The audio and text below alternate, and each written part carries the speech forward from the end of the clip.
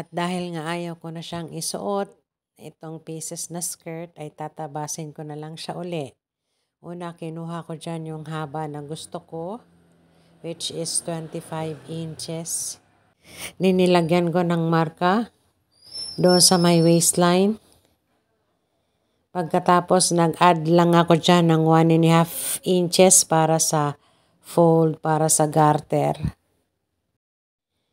Then, kinuha ko yung length ng aking crotch height.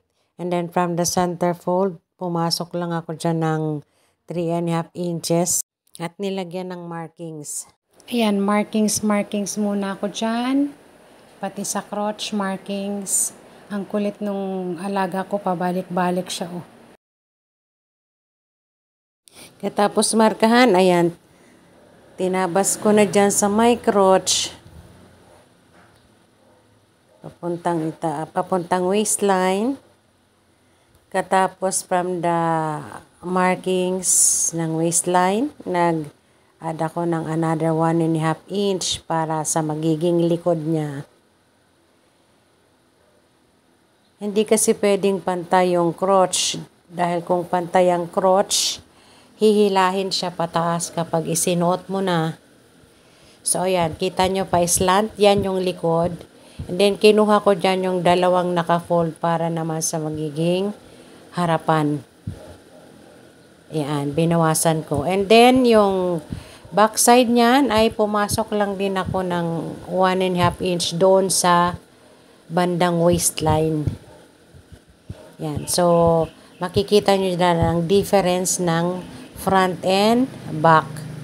Pagkatapos nga niyan ay, ayan, yung crotch na yan ang unahin kong tahiin.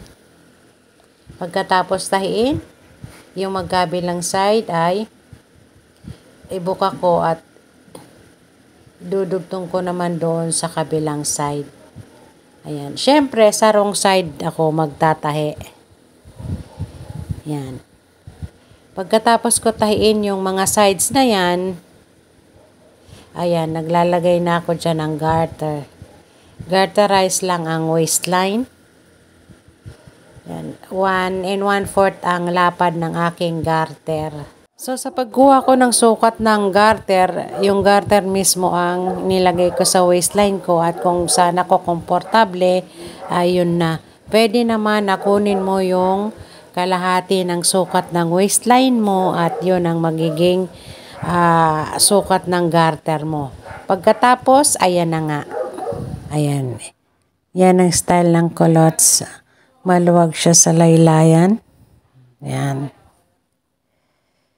Okay. Mas komportable ako sa ganyan kesa doon sa pieces na skirt. Ayan. Thank you for watching.